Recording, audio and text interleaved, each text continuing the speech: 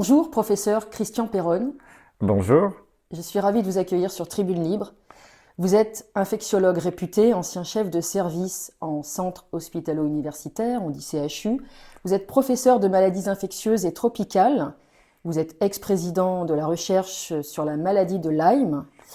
À partir de 2009, vous avez été vice-président du groupe European Advisory Group of Experts on Immunization, qui conseille la politique vaccinale européenne de l'OMS, groupe que vous avez quitté en 2016.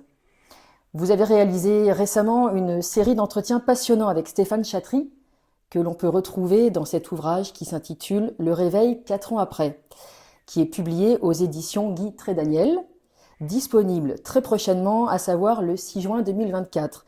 Est-ce que c'est bien ça? Oui, tout à fait. Oui. Donc c'est mon 4e livre depuis le début du Covid.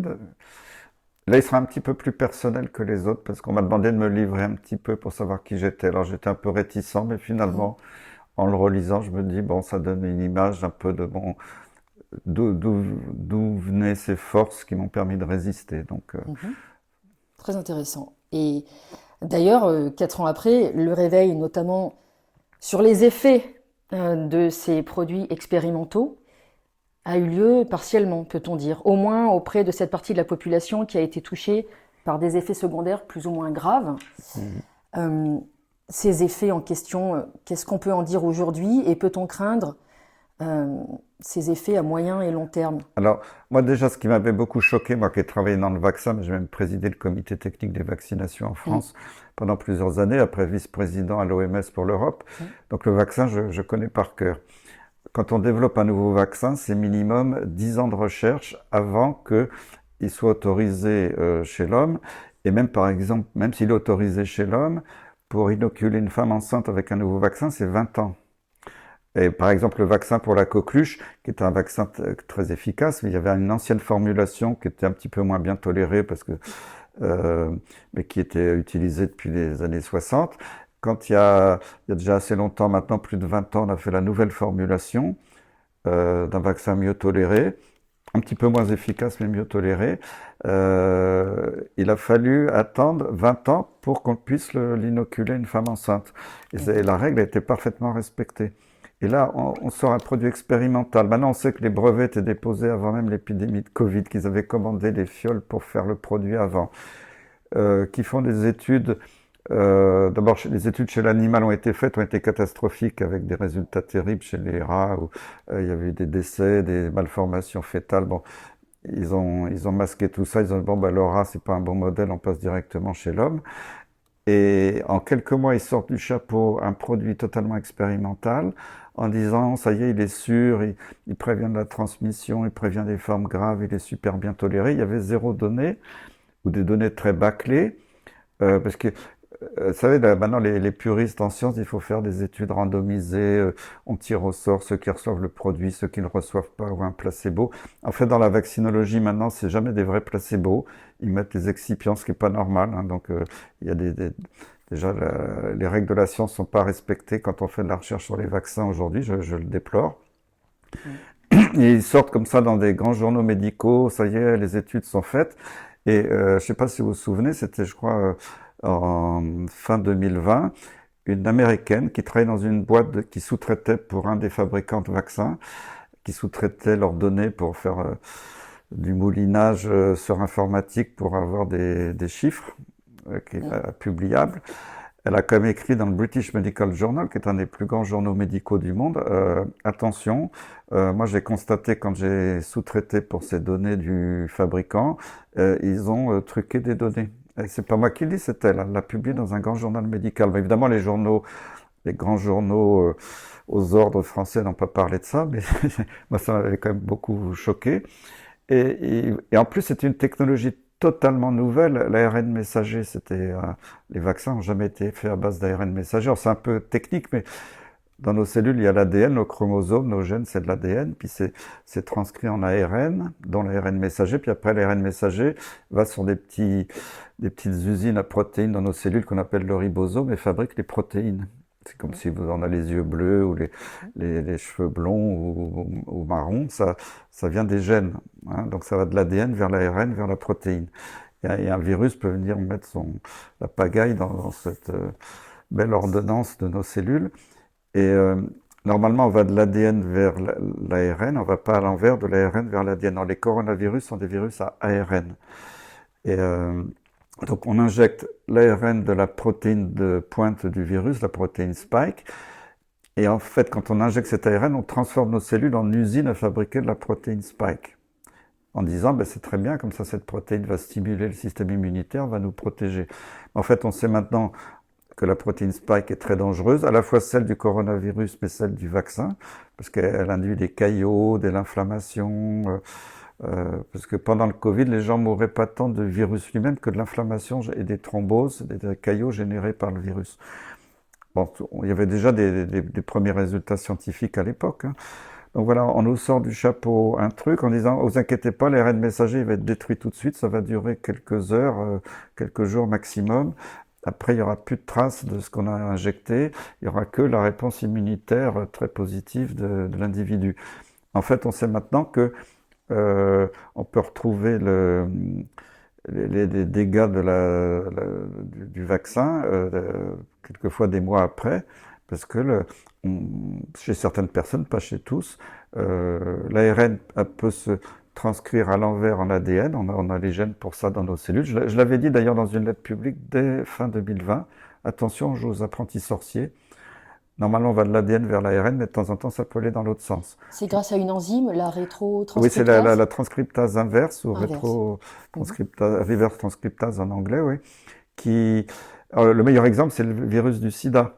Parce que le virus du sida, c'est un virus à ARN, mais il marche à l'envers, donc c'est un rétrovirus, c'est pour ça qu'on l'appelle comme ça. Et la copie du virus ADN se rentre dans le chromosome de la personne infectée. C'est pour ça que les personnes qui sont porteuses du VIH, du virus du sida, ne s'en débarrassent jamais, à part 3 exceptions internationales tout à fait rarissimes. Et ils peuvent vivre normalement parce qu'on a des médicaments maintenant capables d'inhiber le virus ad vitam, aeternam, mais le virus, il est toujours là, les gens sont toujours potentiellement contagieux s'ils arrêtent le traitement, donc on ne guérit pas du VIH. Mais on disait, il n'y a que le sida qui marche à l'envers. Non, parce que 20% de nos gènes dérivent de rétrovirus animaux que les cellules humaines ont incorporés il y a des millions d'années. Et les gens ne le savent pas. Moi, je le savais parce que j'avais suivi les cours de virologie de l'Institut Pasteur quand j'étais plus jeune.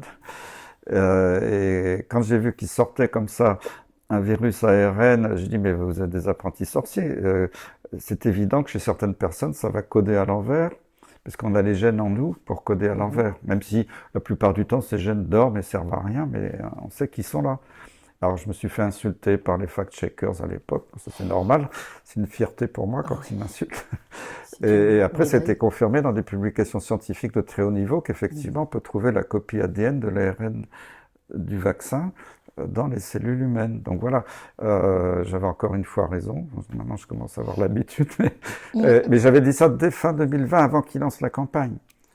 Et après, quand... vous savez, ils ont tous dit sur les plateaux de télé, je ne citerai pas de nom, mais on sait très bien qui, ou des ministres dire on a la certitude que ça protège de la transmission. Ils avaient 0 donnée. Et c'est une des directrices adjointes de Pfizer qui l'a avoué devant le Parlement européen, parce qu'il y a un député européen, Rob Ross, qui est un Hollandais super, qui l'a un peu poussé dans ses retranchements. Écoutez, madame, arrêtez votre blabla, je veux savoir si oui ou non vous avez des résultats sur la transmission. Et là, elle s'est trouvée un peu penaude, elle a dit, mais non, on n'a pas étudié. Et pourtant, c'est sur la base de ces fausses affirmations qu'on a suspendu les soignants en disant, si vous n'êtes pas inoculé, je ne dirais pas le mot vacciné, depuis le début, je dis, c'est pas un vaccin, c'est un produit expérimental. Si vous n'êtes pas inoculé, vous allez transmettre, donc mettre en danger vos collègues à l'hôpital, les malades, vous allez être responsable de mort partout. C'était totalement faux et inventé. Et le jour d'ailleurs où la directrice de Pfizer a avoué ça, normalement un ministre compétent aurait dû dire bah, on s'est fait avoir, on nous a raconté des histoires, on arrête immédiatement, on réintègre tout de suite les soignants. Non, c'était la folie furieuse, quoi. Et alors après, on a vu très rapidement, alors que le Covid lui-même, bon, malheureusement, il y a eu des millions de morts dans le monde, il faut leur rendre hommage à leur famille parce que c'était terrible. il n'y a que les 2 premières vagues qui ont été dangereuses. Après le virus, il a muté, il est devenu très bénin. Maintenant, quand on nous fait peur encore, je vois des gens qui reçoivent des lettres de l'assurance maladie, c'est très important de vous faire vacciner. Encore l'autre jour, hein, on est au mois de mai 2024, des gens que je connais, dont les médecins exigent un rappel de ce pseudo-produit pour le Covid pour continuer à les prendre en charge à l'hôpital. C'est absolument honteux, alors que maintenant, le Covid, même si le virus circule encore, est totalement bénin, donne des rhumes et des bronchites. Bon, malheureusement, il était dangereux lors des 2 premières vagues, mais dangereux pas pour tout le monde. Il était dangereux pour des personnes très âgées, plus de 85 ans, qui avaient des facteurs de risque, des plus jeunes un peu, mais qui avaient des facteurs de risque majeurs, des grands obèses, des gens qui avaient des hypertensions artérielles, des problèmes cardiovasculaires pulmonaires très importants, des diabètes très sévères. Mais à part ces personnes-là, bon, il y a des gens qui ont été très malades sur le moment, mais la mortalité, il n'y a pratiquement pas eu d'excès de mortalité, quoi. C'était pas pire que certaines années de grippe. Maintenant, on a les preuves, on a le recul. Donc, le Covid n'a pas été le grand tueur que les médias nous racontaient tous les soirs quand Jérôme Salomon comptait les morts tous les soirs à la télé. Parce que beaucoup de morts attribuées au Covid étaient morts d'autre chose, mais ils avaient le test PCR qui était faussement positif, donc on disait il est mort du Covid. Donc, l'excès de mortalité a commencé après les campagnes d'inoculation du pseudo-vaccin. Et c'est dans tous les pays qui ont inoculé. Et comme par hasard, il n'y a pas d'excès de mortalité dans les autres pays. Ils disent, on ne sait pas d'où ça vient. Oui, alors c'est reconnu, hein. Même dans tous les pays, les organismes officiels reconnaissent, ah ben tiens, c'est bizarre, depuis 2021, il y a des augmentations de mortalité inexpliquées, même chez les jeunes. Alors qu'on voit tous ces sportifs, il y en a plus de 1000 dans le monde qui se sont écroulés sur les terrains de foot ou en courant. Les navigants, les pilotes, les hôtesses de l'air, les stewards qui sont morts en vol parce qu'avec la baisse de la pression atmosphérique et du taux d'oxygène dans la cabine, ou alors qu'on fait des arrêts cardiaques dans le cockpit. Bon, maintenant, il y a des centaines de pilotes et de navigants qui font des plaintes en justice aux États-Unis, en Europe pour ça. On voit tous ces accidents vasculaires cérébraux, ces infarctus, ces turbocancers. C'est pas... Même l'année dernière, les cancérologues officiels niaient le truc. Non, turbocancer, ça n'existe pas. Bon, maintenant, je vois même les sociétés officielles de cancérologie en France et dans d'autres pays qui commencent à reconnaître, ah bah tiens, oui, c'est curieux, il y a une explosion du nombre de cancers du pancréas et d'autres cancers. Ah mais on ne sait pas d'où ça vient. C'est probablement le réchauffement climatique, encore un coup, c'est responsable de tout, lui. Donc, et puis la stérilité. Il y a une chute de la natalité en France, au Québec, dans plein de pays qui ont inoculé. Même Macron l'a reconnu. Il a fait un discours en disant qu'il faut réarmer, il voulait réarmer l'Ukraine, mais il fallait réarmer les Français pour féconder. Non, mais le réarmement démographique. Ouais, non, mais c'est complètement hallucinant qu'on a tous les chiffres sous les yeux.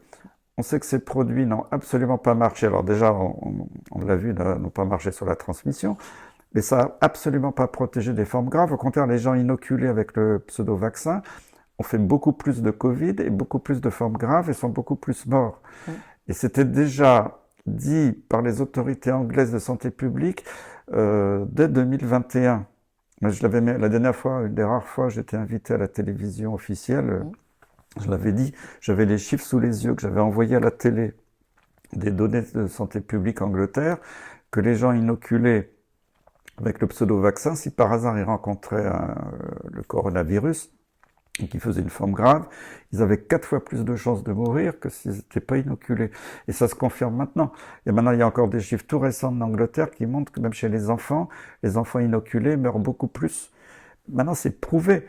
Donc, comment on peut encore envoyer, l'assurance maladie envoie encore à des Français aujourd'hui, c'est impératif, quoi. Et maintenant, c'est plus obligatoire, heureusement, mais quelquefois, les médecins abusent de leur pouvoir pour faire croire à leurs patients que c'est toujours obligatoire pour se faire soigner.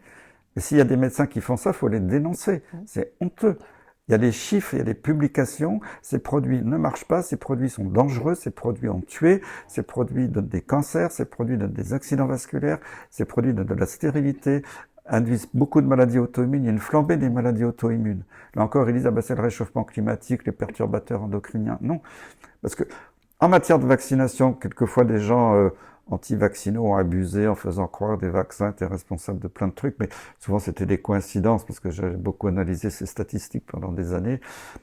Il y a des maladies qui n'ont pas du tout augmenté, mais qui ont été sur le dos des vaccins, parce que les gens étaient vaccinés avant et que ça n'avait rien à voir. Mais là, on ne peut pas parler de coïncidence, parce que tous les vaccins confondus pendant 20 ans, il y avait un peu d'effets secondaires graves, ça a toujours arrivé, mais là d'un seul coup, il y a un pic comme l'Himalaya sur un seul produit. Donc c'est impossible de continuer à parler de coïncidence, c'est scandaleux.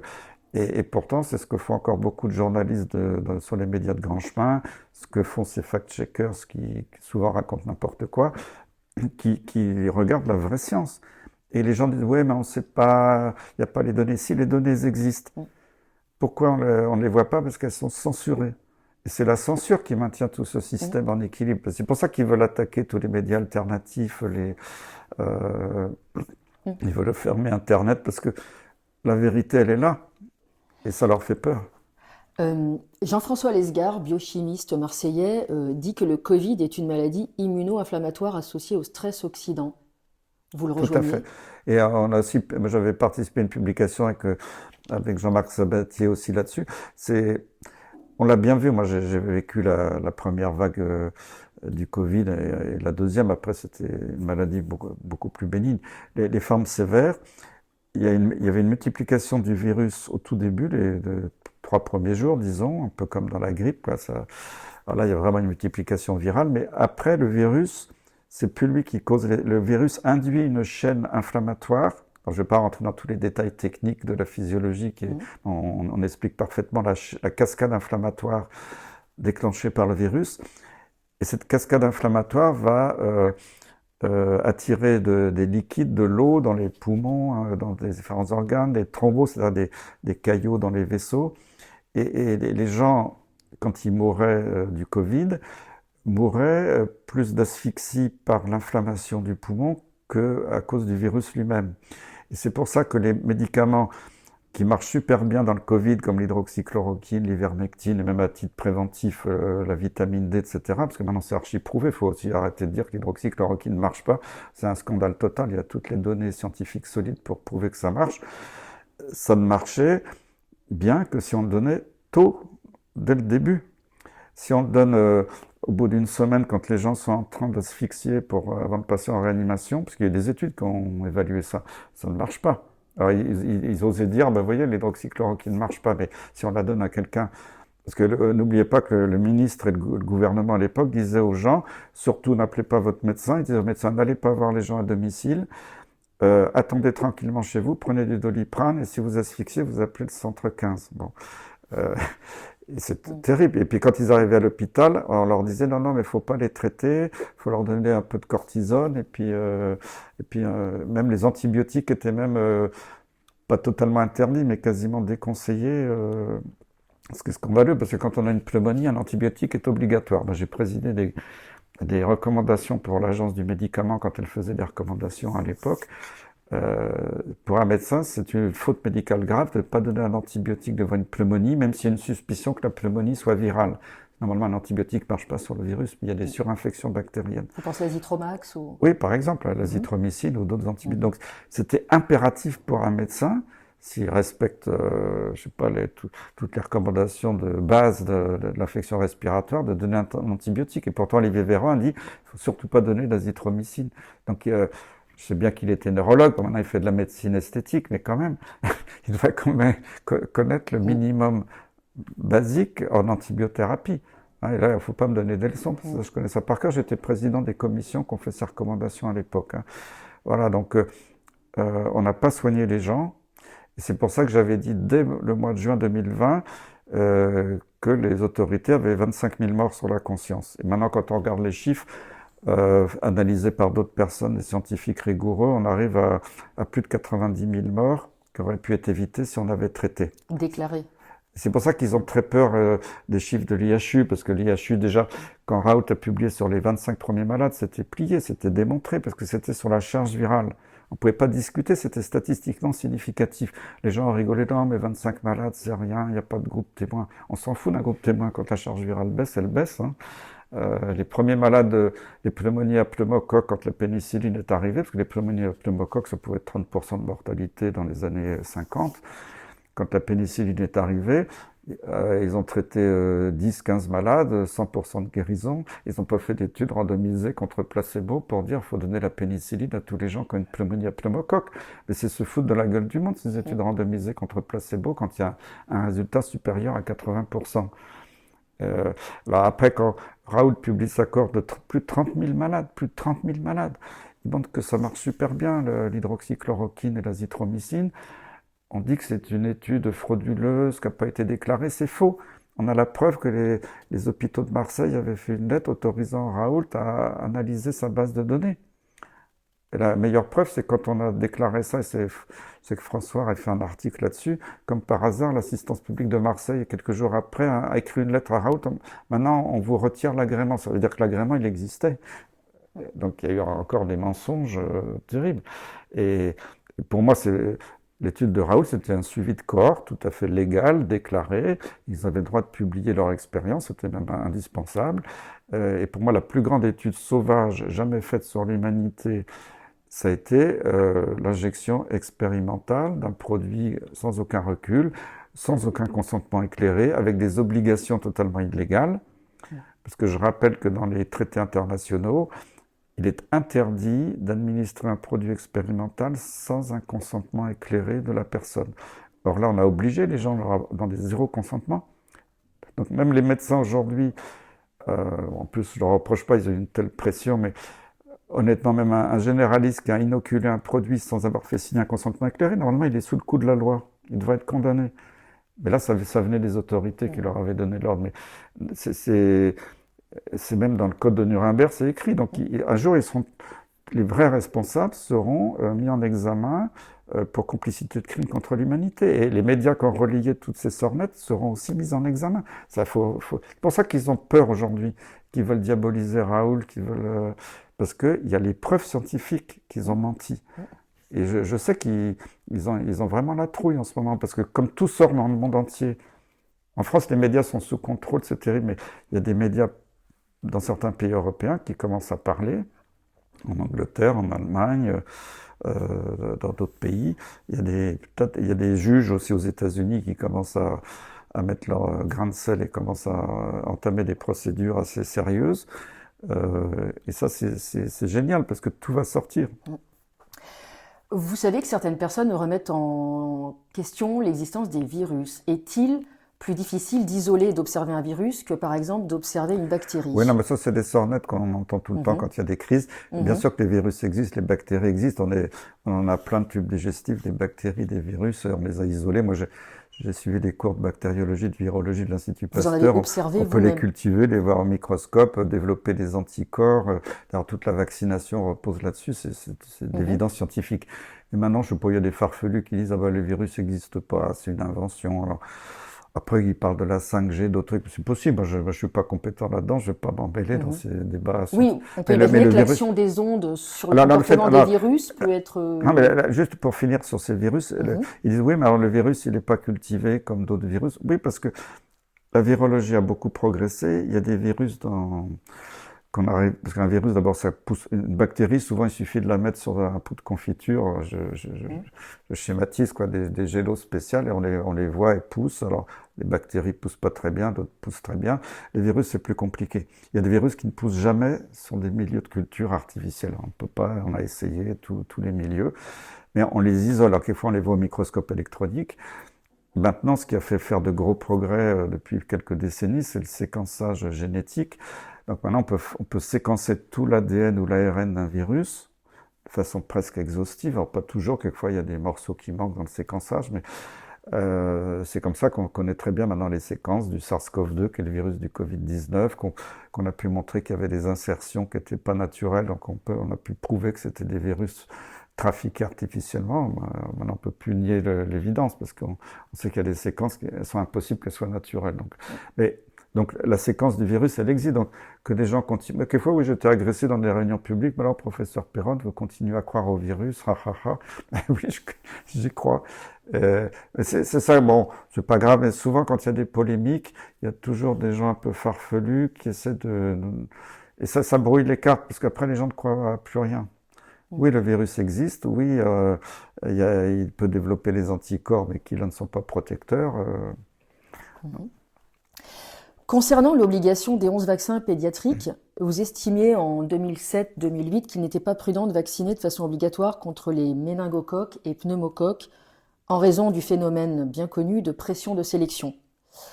C'est-à-dire, par exemple, après 4 ans de vaccination avec Prevnar 7, il y a eu une telle pression de sélection sur les 7 fameuses souches les plus fréquentes en Amérique du Nord que d'autres souches sont devenues dominantes. Alors, Qu'est-ce que vous en diriez aujourd'hui? C'est intéressant, c'est important comme sujet, vrai pour tous les parents notamment. C'est vrai que moi, quand j'étais plus jeune, moi j'ai présidé des groupes sur la vaccination, donc on était bien impliqués là-dedans. Il y avait 4 vaccins obligatoires: diphtérie, tétanos, polio et coqueluche. Pas coqueluche, je veux dire BCG pour la tuberculose. Donc DTP et tuberculose. Tous les autres vaccins étaient simplement recommandés. Enfin, souvent quand même, et ils étaient un peu exigés pour entrer à l'école, même si ce n'était pas une obligation d'État. Bon, la plupart de ces vaccins étaient d'excellents vaccins avec une très bonne tolérance. Il y avait quelquefois des effets secondaires, mais qui étaient bien connus. Bon, le vrai vaccin qui a donné beaucoup d'effets secondaires, c'était celui de la variole.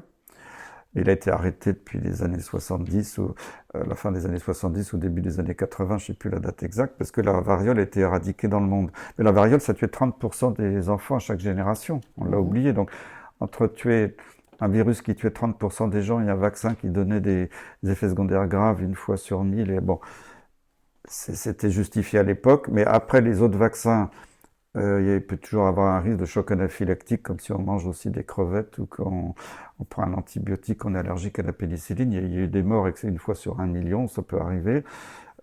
C'est triste, mais ça a toujours été comme ça. Après, il y a des effets secondaires bénins, bon, une douleur au point d'injection, un peu de fièvre. Après, il y a eu certains vaccins étaient incriminés dans des choses plus délicates à prouver, mais il y a eu des effets secondaires reconnus, une certaine prudence dans certaines familles, et ça, c'était tout à fait logique. Alors, ce qui gênait beaucoup les autorités, c'est qu'il y en ait... Alors, c'est moi qui avais obtenu, moi, pas tout seul, avec des collègues, on avait obtenu l'abolition de l'obligation vaccinale par le BCG. Parce que le BCG est pas très... Quand il n'y a plus beaucoup de tuberculose dans un pays, le BCG ne sert plus à grand-chose parce que il protège qu'à 50% contre la forme pulmonaire qui est la forme contagieuse. Le BCG était excellent quand il y avait beaucoup de tuberculose parce qu'il protégeait à 80% contre les formes graves de l'enfant, les méningites tuberculeuses, les miliaires, c'est les formes disséminées de tuberculose qui étaient gravissimes, qui tuaient les enfants. J'en ai encore vu des cas quand j'étais interne ou jeune assistant, maintenant ça a disparu. Donc le fait que la tuberculose était contrôlée aussi par les traitements, les isolements, il n'y avait plus besoin du BCG obligatoire. On a continué à le recommander pour des familles à risque, notamment les immigrés dans d'autres pays comme l'Afrique où il y avait encore beaucoup de tuberculose, parce que c'était des familles plus à risque. Et c'était justifié de le recommander, mais pas forcément de maintenir l'obligation. Donc, là, on a été écouté, mais c'était 10 ans de combat pour obtenir l'abolition de l'obligation de BCG. Ben, on l'a obtenu. Après, il y avait le débat.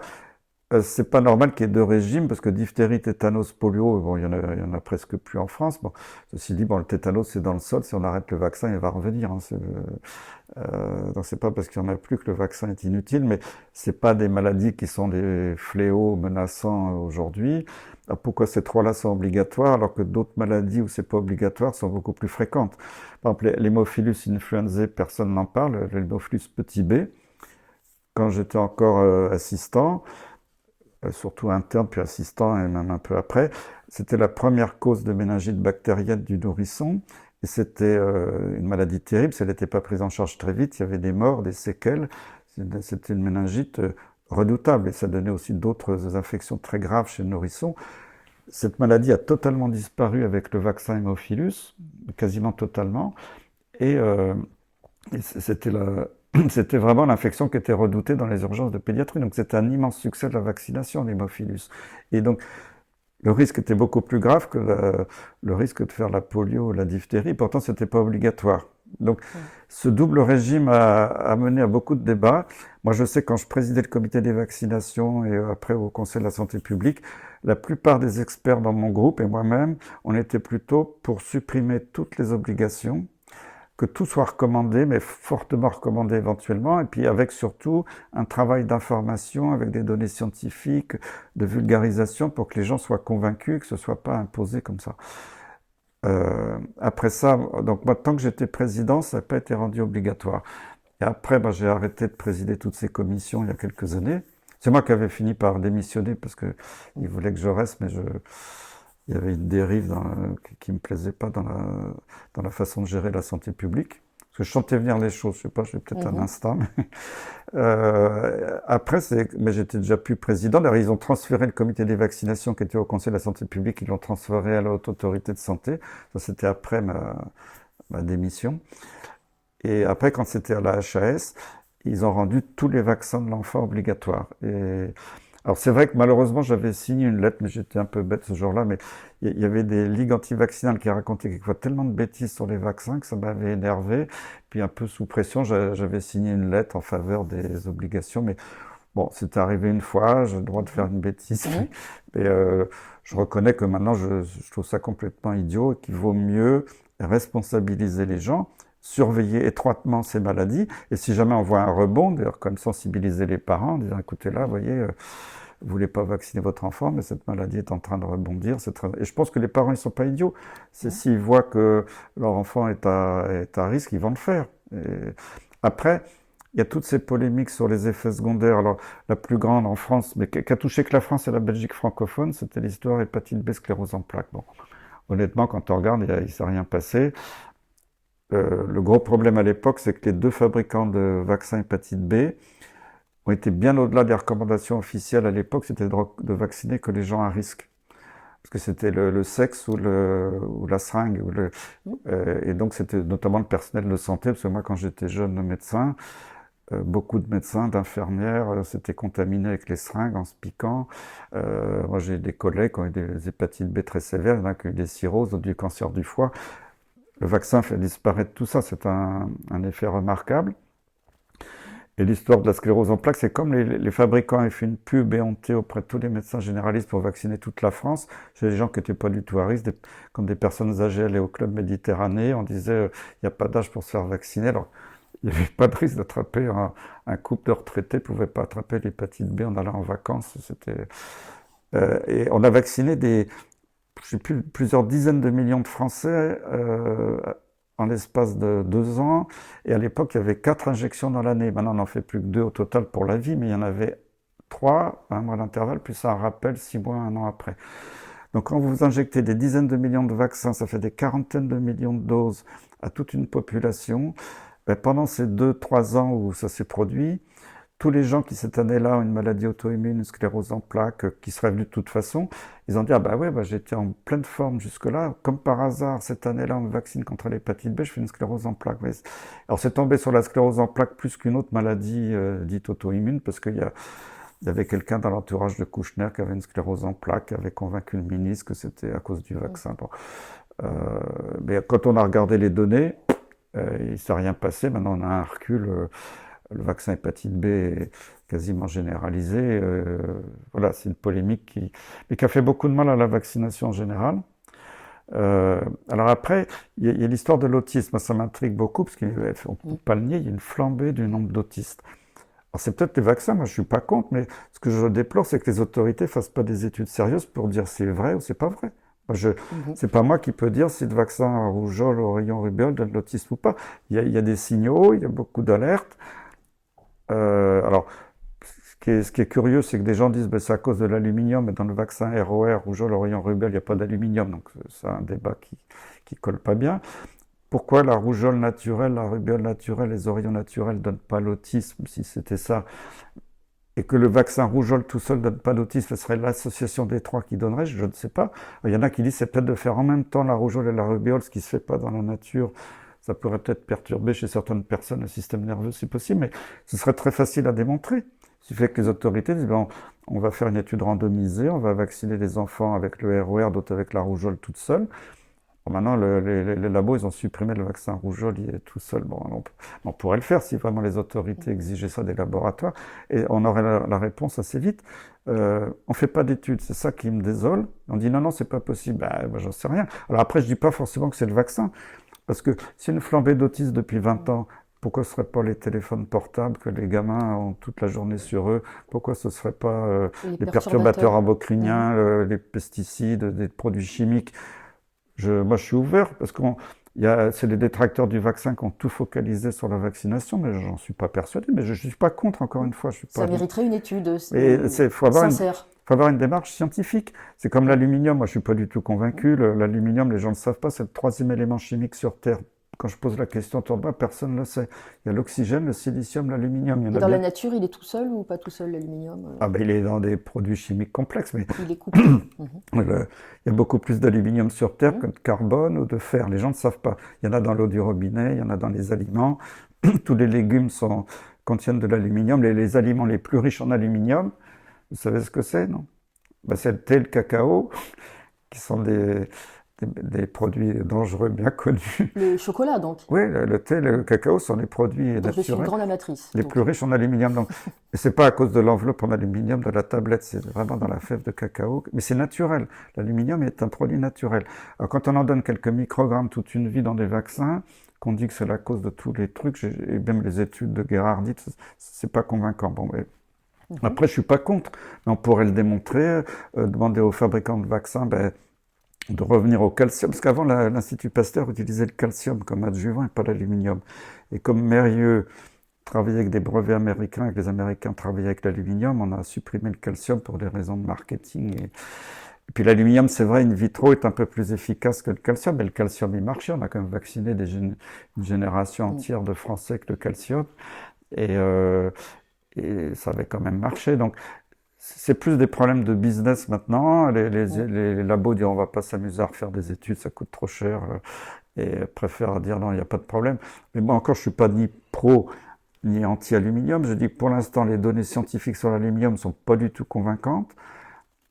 Mais je serais à la place des autorités, j'exigerais qu'il y ait des études, voire qu'on revienne au calcium, puisque ça marchait, ça supprimerait les polémiques, et puis voilà. Alors après, quand vous parliez du Prevnar, le vaccin pneumocoque, il y a des vaccins comme ça, Prevnar ou le Gardasil pour le papillomavirus qui donne le cancer du col. C'est des vaccins, mais c'est toujours été dit comme ça, qui ne marchent pas sur 100% des souches, parce que là, ce sont pour le coup pour le Prevnar, c'est une bactérie, le pneumocoque, pour le Gardasil, c'est un virus, mais ce sont des microbes qui ont beaucoup de sérotypes, de variants différents. Pour le Gardasil, certains donnent plus le cancer que d'autres. Pour le pneumocoque, il y avait quelques sérotypes prédominants dans les poumons des enfants, dans les otites, etc. Donc, comme on ne peut pas faire un vaccin contre les 100 pneumocoques qu'il y a dans la circulation, ils avaient ciblé d'abord sur 7, puis après 13, et puis... Mais c'est vrai que quand on vaccine sur les 7 les plus dangereux, au bout de quelques années, ces 7-là sont en voie de disparition, ils sont remplacés par d'autres qui viennent prendre la nature horreur du vide. Donc, d'ailleurs, moi je l'avais dit, le Prevnar, c'était pas un vaccin qui m'emballait. Mais c'est vrai qu'à l'époque, il y avait des études qui montraient que ça avait fait chuter la mortalité par méningite des nourrissons. C'était quand même utile, mais j'avais toujours dit attention parce qu'il va y avoir ce phénomène de remplacement. C'est d'ailleurs pour ça qu'on est passé de 7 à 13. Le Gardasil aussi, on a augmenté le nombre de souches. Ça, c'est normal que les laboratoires s'adaptent. Ce sont des vaccins qui n'auront jamais 100% d'efficacité. Mais ça, c'est de fait de leur conception. Mais normalement, moi, je ne sais pas comment est-ce qu'il y a écrit dans les boîtes de Prevnar ou de Gardasil maintenant sur les notices. Mais moi, quand j'étais président des comités, on avait exigé que ce soit écrit en toutes lettres dans les notices, même pour les parents, quand ils lisent la notice. Attention, ça ne prévient pas contre toutes les souches. Et par exemple, pour le Gardasil, attention, ça ne dispense pas de faire le dépistage du col de l'utérus, qui doit rester prioritaire. Le vaccin n'est qu'un complément pour réduire le risque, et on ne peut pas se sentir totalement protégé si on ne fait pas le test de dépistage régulièrement. Ça, c'est important, parce que le vaccin, c'est une des méthodes de prévention parmi d'autres, mais il y a la tuberculose avait réduit, grâce à l'amélioration de l'habitat, surtout l'isolement des malades. À l'époque, il n'y avait pas d'antituberculeux avant la Deuxième Guerre mondiale, mais dans les années 50, ça s'est démocratisé. Mais avant, les jeunes qui avaient une tuberculose pulmonaire contagieuse, comme on pouvait voir le bacille au microscope dans les crachats, on disait, bah, lui, il est contagieux, on va l'envoyer à la montagne. Donc, on le sortait de sa famille, de son travail.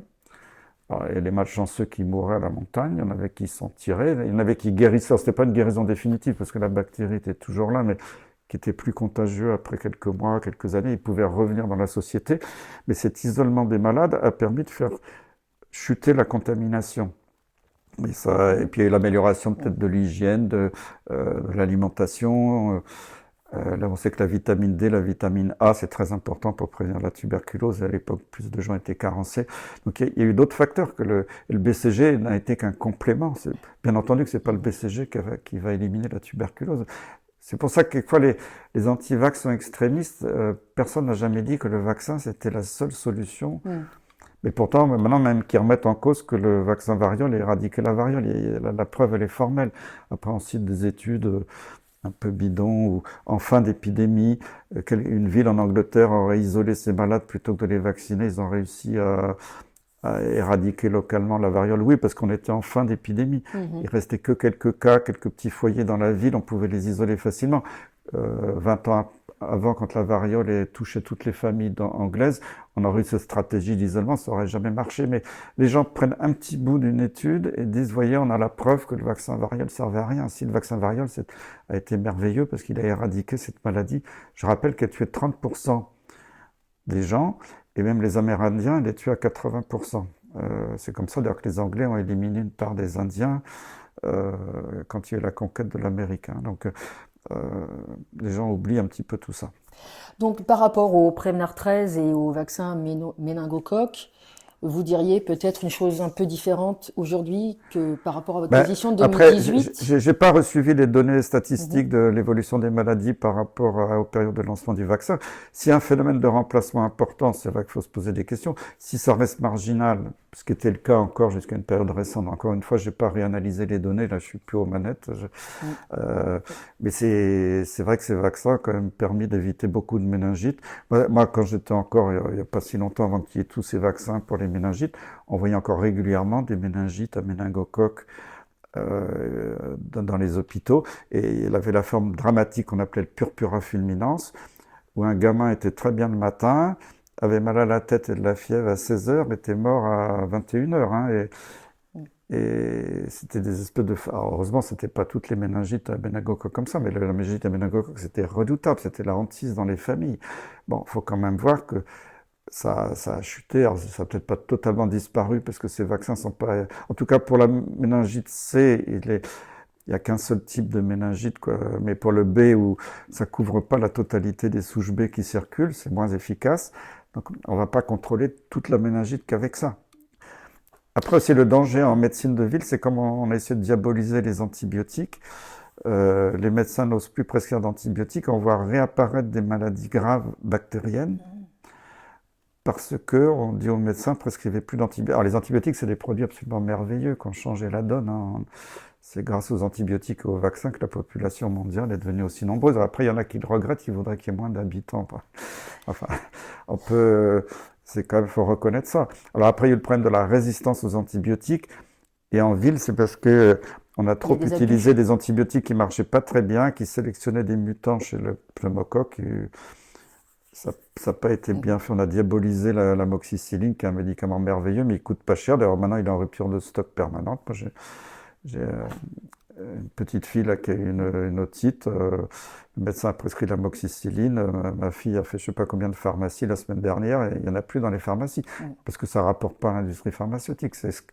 Ils essaient de nous fourguer des antibiotiques modernes moins efficaces, mais qui coûtent bien plus cher. Bon, c'est pas normal ça. Et donc faut pas non plus diaboliser les antibiotiques. La résistance est essentiellement chez des gens très fragiles, les gens qui ont des cancers, qui ont eu plein de chimiothérapies, qui sont immunodéprimés, qui sont en réanimation avec des tuyaux partout, des germes d'habitude peu virulents peuvent s'attaquer et tuer. Donc maintenant on dit tous les gens meurent d'infection nosocomiale, oui, parce que les gens meurent plus à la maison tranquillement, c'est pas marrant, mais de leur cancer, mais ils meurent à l'hôpital avec des tuyaux partout, donc ils finissent toujours par mourir d'une infection. Donc bien entendu que dans l'avenir, ce sera presque 100% des morts qui seront des infections nosocomiales si on pousse le bouchon loin, mais c'est pas forcément la cause du décès. La cause du décès, c'était la maladie sous-jacente et que l'infection n'a fait qu'emporter la personne à la fin. Et alors là, comme on utilise massivement des antibiotiques chez ces personnes-là, là, on génère un phénomène de résistance qui est majeur. Mais à part ce problème ponctuel, faut arrêter de diaboliser l'utilisation des antibiotiques en ville. Je dis pas de faire n'importe quoi, mais là, je trouve que c'est excessif dans l'autre Bien sens. sûr. Donc, si j'écoute votre discours, vous êtes pour le cas par cas, la nuance et la vraie science, donc celle du Voilà. débat. Je peux faire référence par exemple à ce qui s'est passé récemment avec le plan de financement de la sécurité sociale. Un cavalier législatif, donc c'est-à-dire un article de loi qui introduit des dispositions qui n'ont rien à voir avec le sujet traité par le projet de loi, a introduit la nouvelle obligation vaccinale qui va passer à 15 vaccins en 2025. Vous seriez plutôt favorable à une obligation pour un nombre restreint de vaccins, mais plutôt une recommandation au cas par cas et de Moi, la je nuance. serais pour supprimer toutes les obligations. Ça devrait être des recommandations. Mhm. D'ailleurs, Bernard Kouchner avait lancé l'idée de la démocratie sanitaire, responsabilisons les citoyens, c'est à eux de décider, faut leur faire faut les éclairer pour que les gens donnent un consentement, il doit être éclairé. Alors après, moi, ce qui me choque beaucoup, d'ailleurs, j'ai préfacé le livre de Robert Kennedy Jr. qui s'appelle, alors je sais plus dans quel ordre, c'est Bill Gates, Anthony Fauci. Fauci, Big Pharma, aux éditions Marco Pieter, Belgique. Alors j'ai préfacé la version française. C'est un livre assez épais, mais c'est magnifique. C'est 40 ans d'investigation, parce que Robert Kennedy, il est avocat. Justement, il s'est un peu battu pour les excès de la vaccination dans certains cas. Et il démontre, il a eu 0 plainte en diffamation. Le livre, il est sorti depuis plusieurs années. Il démontre que l'industrie pharmaceutique a passé son temps à faire des études frauduleuses en Afrique. Alors, c'était pas forcément sur le vaccin, mais il y a aussi dans le sida, à faire des études où ils cachaient les morts sous le tapis. C'était couvert par même des présidents des États-Unis qui n'en veulent pas avoir une mauvaise image en Afrique, donc on n'en parle pas. Tout ça, il le dit. Il n'a jamais eu un seul ennui. Et il montre toutes les dérives dans la recherche sur les vaccins faites par l'industrie où c'est pas des vrais placebos, c'est pas conduit comme il faut. On interrompt. Par exemple, il faut une étude, ça a été fait aussi pour le Covid. Au début, ils randomisent bien, on tire au sort ceux qui reçoivent le vaccin, ceux qui ne reçoivent pas. Puis au bout de quelques semaines, alors qu'on a à peine eu le temps d'évaluer si ça marchait, ah ben, soi-disant pour faire bénéficier tout le monde du vaccin, on vaccine tout le monde comme s'il n'y a plus de groupe témoin. Donc on peut pas voir si 2 ans après, il y a plus d'ennuis à cause du vaccin dans un groupe. Et puis comme on met jamais de placebo, on met l'excipient. S'il y a des effets secondaires liés à l'excipient, on ne le voit pas parce qu'il y a les mêmes taux dans les 2 groupes. Donc tout ça, c'est je dirais entre guillemets, pardonnez-moi l'expression, c'est du foutage de gueule parce que c'est pas de la vraie science. Et pourtant, on va nous dire, regardez, là, c'est la vraie science, c'est publié dans le plus grand journal médical mondial. Mais quand quelque chose est publié dans les plus grands journaux médicaux, maintenant, je me méfie. Quand les rédacteurs en chef eux-mêmes de ces journaux ont dit que la moitié des études publiées étaient frauduleuses, c'est pas moi qui l'ai dit, hein. C'est le rédacteur en chef du Lancet qui l'a dit. Il a continué d'ailleurs, ce qui m'a étonné, lui, il est un peu curieux parce que il a écrit ses pamphlets contre son propre journal plusieurs années avant le Covid. Et quand il y a eu le Covid, il était toujours en place, il aurait au moins pu avoir la décence de démissionner. Il a continué à publier des études frauduleuses. C'est quand même bizarre, alors que les rédacteurs en chef du New England Journal of Medicine, il y en a plusieurs qui ont démissionné. Il y en avait une qui était, j'ai oublié son nom, mais qui avait même fait un pamphlet dans le New York Times pour dire mon journal est pourri. Au moins, elle a démissionné. Et d'ailleurs, j'avais apprécié, parce que quand c'est le début du Covid, elle avait reparlé publiquement, donc plusieurs années après, en disant attention, tout ce qui est publié dans ces grands journaux, une bonne partie des données sont fausses. Donc c'est les rédacteurs en chef de ces grands journaux qui disent on est totalement infiltré par l'industrie pharmaceutique, qui sont payés. Moi j'ai vu, j'ai participé en tant qu'investigateur principal à des études sur l'hépatite C ou sur... Euh, Bon, alors, ces études sont toujours sponsorisées par l'industrie pharmaceutique parce que là, malheureusement, en France, la recherche publique donne très peu d'argent pour la recherche. Alors, c'est très ciblé. Bon.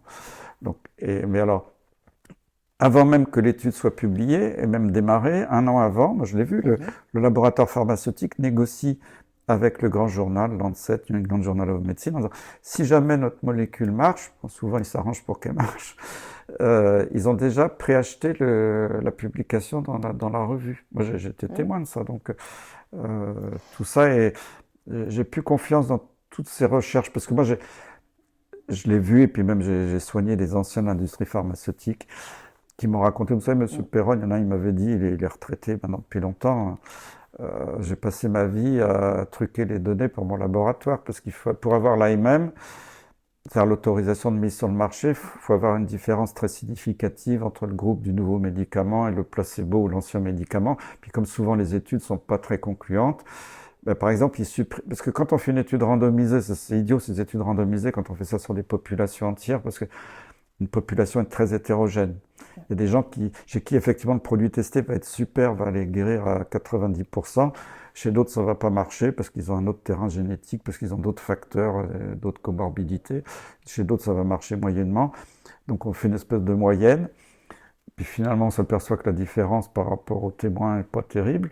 Donc si on supprime le sous-groupe qui marche pas, alors on bidouille un petit peu, ça se voit pas dans les résultats finaux.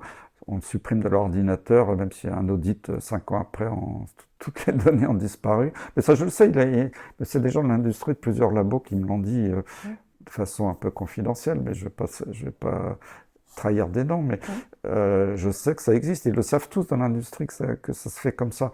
Même les autorités le savent. Puis après, il y a la corruption dans les agences d'évaluation. Et puis quand on voit que l'agence du médicament française, européenne, la FDA aux États-Unis, partout, ils sont payés, alors je ne sais pas le chiffre exact, mais c'est au moins plus du 3/4, c'est payé par les cotisations de l'industrie. Donc, si les cocos qui sont responsables de ces commissions ne sont pas bien gentils avec l'industrie, ben on s'arrange pour les virer et mettre des gens quand même plus sympas pour l'industrie. Mais moi, ça m'a choqué quand on voyait que ce soit sur le Remdesivir, que ce soit sur qui marchait pas, qui était un produit dangereux. Moi, dès le début, quand c'était utilisé à Paris, j'avais des copains réanimateurs au téléphone. Ils m'ont dit attention, c'est un produit dangereux. On a la moitié de nos malades qui sont en insuffisance rénale. Il y en a plusieurs. Les reins, c'est toxique pour les reins. Oui, et le foie aussi. Et le foie. Et le foie, c'était caché dans le rapport du Haut Conseil. On avait obtenu par la Commission d'accès aux documents administratifs la version non caviardée en clair. Et le gouvernement savait que c'était toxique pour le foie, et pourtant Olivier Véran continuait à faire la promotion. Donc, comment ces produits, on peut avoir des AMM accélérés, comme ces pseudo-vaccins, donc on n'avait pas les données, qui truquent les études. Même Anthony Fauci a lancé aux États-Unis une grande étude randomisée, Remdesivir contre placebo, pour montrer que le Remdesivir était génial. Bon. Arrivé à la moitié de l'étude, il fait une analyse intermédiaire, il voit que ça n'a aucun impact sur la mortalité. Je pense que peut-être qu'il commençait à voir l'inverse. Qu'est-ce qu'il fait? Finalement, la mortalité, ça n'a pas grand intérêt. On change le critère d'évaluation principal, ce qui est totalement interdit quand on fait une étude, normalement, mais ça ne les gênait pas. Et il dit on va évaluer la durée de l'hospitalisation. Puis ils sont débrouillés dans les chiffres pour que ça raccourcisse de 2 jours la durée d'hospitalisation dont tout le monde se fout. Et ils ont eu l'AMM en ce qu'on appelle en fast track, par une procédure ultra rapide, aux États-Unis, en Europe et puis en France, pour un produit qui coûtait 2000 € le traitement au lieu de quelques euros pour l'hydroxychloroquine. Un produit toxique qui n'a jamais montré son efficacité, qui n'avait déjà pas marché dans Ebola. C'était un produit qui venait de l'industrie nucléaire, qui était un agent mutagène, ce n'était pas un produit antiviral. Hein. Donc il est vanté par des VRP de Gilead? Oui, mais même Didier Raoult le raconte, c'est très amusant. La première fois, il était invité au conseil scientifique à l'Élysée, Macron était là au début du Covid. Et comme par hasard, qu'est-ce qu'il faisait là? Comité soi-disant indépendant, sans conflit d'intérêt. Il y avait le PDG de Gilead France qui était là. C'est Raoult qui le raconte. Il avait mis sur la table, devant Macron, des boîtes de Remdesivir en disant voilà, on a le traitement miracle. Et moi, j'ai des collègues, je ne citerai pas de nom aussi, infectiologues, même à l'Institut Pasteur, qui faisaient la promotion du Remdesivir à la télé en mars 2020. Alors qu'il n'y avait pas de données. Et c'est les mêmes qui disaient, mais l'hydroxychloroquine, il ne faut surtout pas en donner, il n'y a pas d'études. Alors qu'il y avait des études chinoises randomisées qui avaient montré que ça marchait, qu'il y avait des études in vitro sur les coronavirus depuis plusieurs années, que même Anthony Fauci avait déclaré publiquement et écrit dans un journal plusieurs années avant, si un jour il y a une pandémie de coronavirus, l'hydroxychloroquine sera le meilleur traitement. Et d'un seul coup, le gars il retourne sa veste en disant, non, il ne faut surtout pas l'utiliser, c'est dangereux. Ne devrait-on pas mettre en place une réglementation pour obliger les médecins à déclarer tous les effets indésirables des médicaments, hein, notamment par la sanction? Bon, ensuite, on pourrait dire que c'est à la pharmacovigilance de faire le tri entre ce qui a un lien et ce qui n'a pas de lien. Et ne devrait-on pas obliger aussi chaque médecin à déclarer ces conflits d'intérêts, Alors, sans mentir et sans omettre. alors, ils déclarent leur conflit d'intérêts, mais alors c'est un tout petit nombre, hein, et puis je ne donnerai pas de nom, mais je le sais parce Hmm. que j'ai des copains dans l'industrie, ce qu'ils appellent en anglais les Key Opinion Leaders, les KOL, c'est-à-dire les leaders d'opinion majeurs, qui influencent vraiment leurs collègues dans chaque pays. Ceux-là, ils touchent des millions sur des comptes offshore. Bon, et d'ailleurs, je l'ai dit publiquement Hmm. plusieurs fois, personne n'a nié. Même au Conseil de l'Ordre, je leur ai dit, oui, je sais, on est au courant, mais on peut rien faire. Donc, euh, c'est c'est comme ça. Et malheureusement, c'est pas que dans la santé, hein, c'est partout. Et Et ça, on n'en retrouvera pas la trace. c'est très difficile à contrôler parce Hmm. que la personne va déclarer, j'ai touché 10 000 euros, 100 000 euros de tel labo, puis elle va toucher 1 million de l'autre côté, personne ne le verra. Moi, je crois qu'il faudrait peut-être, je sais pas, nationaliser les laboratoires pharmaceutiques pour un peu remettre un peu de morale et d'éthique dans tout ça, parce que c'est terrible. Alors, la première partie de votre question, pardon, c'était sur le... Eh ben, est-ce qu'on ne devrait pas aussi obliger les médecins à déclarer Ah oui, chaque effet voilà, oui. indésirable La de... déclaration des fins désirables. Alors, Hmm. le problème, c'est que les médecins sont en voie de disparition. C'est voulu, hein, mais ils ont de moins en moins de temps. Maintenant, ils ont un généraliste, il a 10 minutes, un quart d'heure maximum par patient. Et c'est pas de sa faute, il aimerait bien garder un patient une demi-heure, 1 heure, mais ils sont plus assez nombreux, il y a une énorme demande. Donc, ils n'ont plus le temps de faire tout ça. Moi, quand je déclarais un effet secondaire il y a 20 ans, c'était sur une feuille de papier, bon, c'était anonymisé, bon, on cochait, tac, tac, tac, ça prenait avec un stylo bille 3 minutes, on l'envoyait par fax à l'agence du médicament, je ne sais plus où, et c'était fini. Maintenant, il faut passer une demi-heure sur Internet, tout mettre plein de détails administratifs. Le médecin, il n'a pas le temps.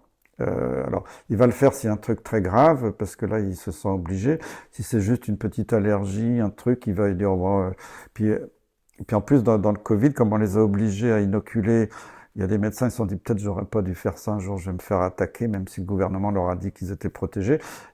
Ils veulent pas reconnaître devant une famille qu'il y a quand même une bonne chance que l'effet secondaire soit lié au pseudo-vaccin Covid. Donc en plus, là, il y a une réticence. Et puis alors, les médecins étaient rémunérés pour inoculer les pseudo-vaccins, faire des demi-journées, mais pour déclarer, ils ne sont pas rémunérés. Donc c'est pris sur leur temps.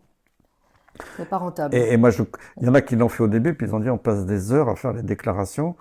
Donc il faudrait leur simplifier la tâche, simplifier les questionnaires d'enquête, éventuellement qu'ils soient rémunérés, ce serait une incitation aussi à le faire. Parce qu'on sait qu'il y a que entre 1 et 10% des effets secondaires qui sont déclarés. Alors plus ils sont bénins, moins ils sont déclarés, c'est normal.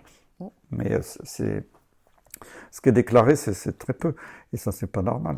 D'ailleurs, savez-vous si ces fameux 11 vaccins obligatoires ont créé des accidents graves chez les bébés en France? Avez-vous Alors, il y a ce cas? toujours eu les morts subites du nourrisson, Mhm. donc, qui existaient avant. Il y a eu, on ne peut pas exclure totalement qu'il n'y ait pas une fois exceptionnellement un vaccin, mais on sait qu'il y a des études qui ont montré que ce n'était pas forcément lié au vaccin, parce que d'ailleurs, il y a eu une mode dans les années 60 de faire dormir les bébés sur le ventre. Puis il y a eu beaucoup de morts subites, et le jour on a dit aux mamans, il faut les remettre sur le dos, les morts subites ont chuté en nombre.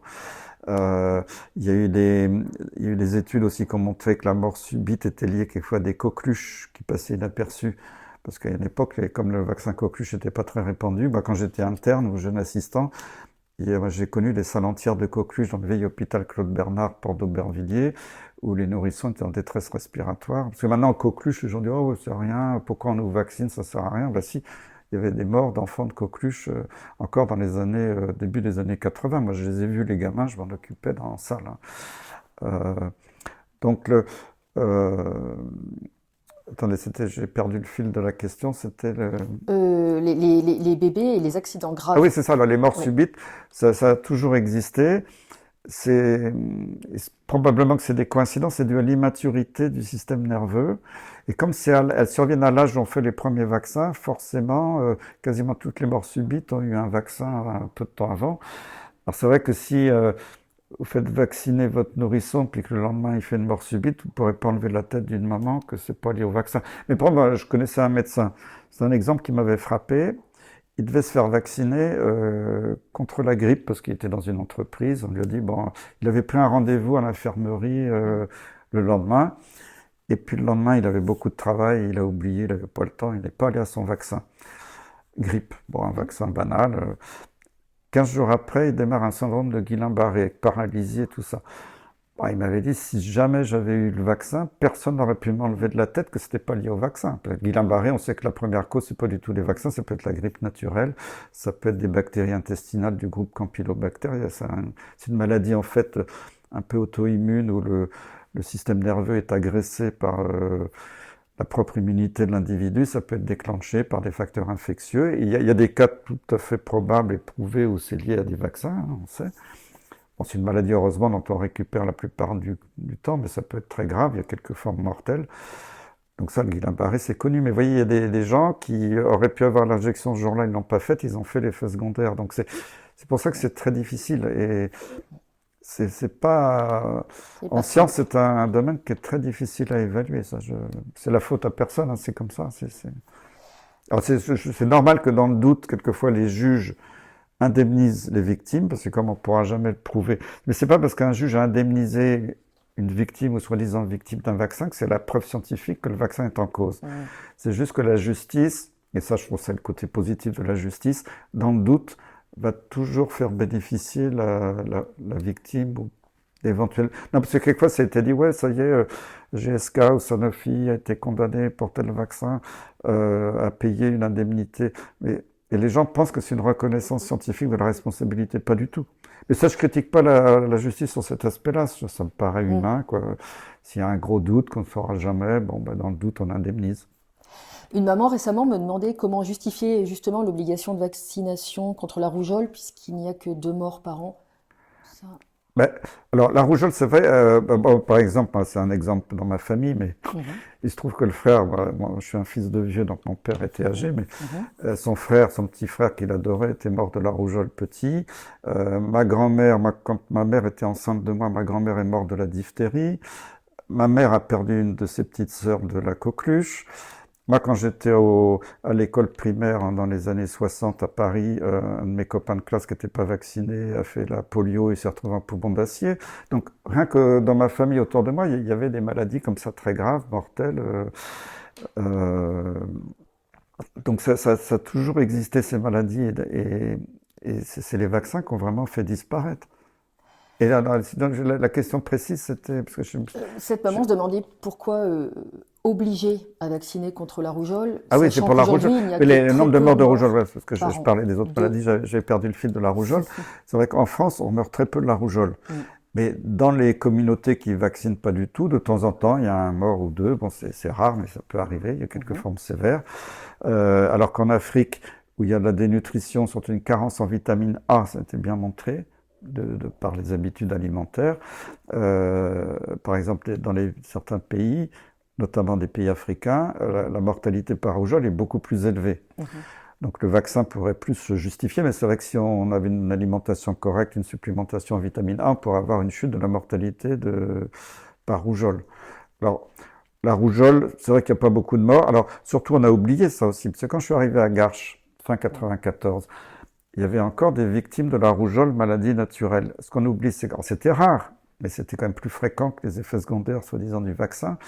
C'est que les enfants qui guérissaient de la rougeole, certains gardaient le virus, avaient des dégâts neurologiques à long terme. Ce qui s'appelait les leucoencéphalites sclérosantes subaiguës. Ça, c'est des enfants qui guérissaient sur le coup de leur rougeole, puis d'un seul coup avaient une fonte musculaire, des paralysies progressives, et se retrouvaient ad vitam aeternam malheureusement, comme des légumes.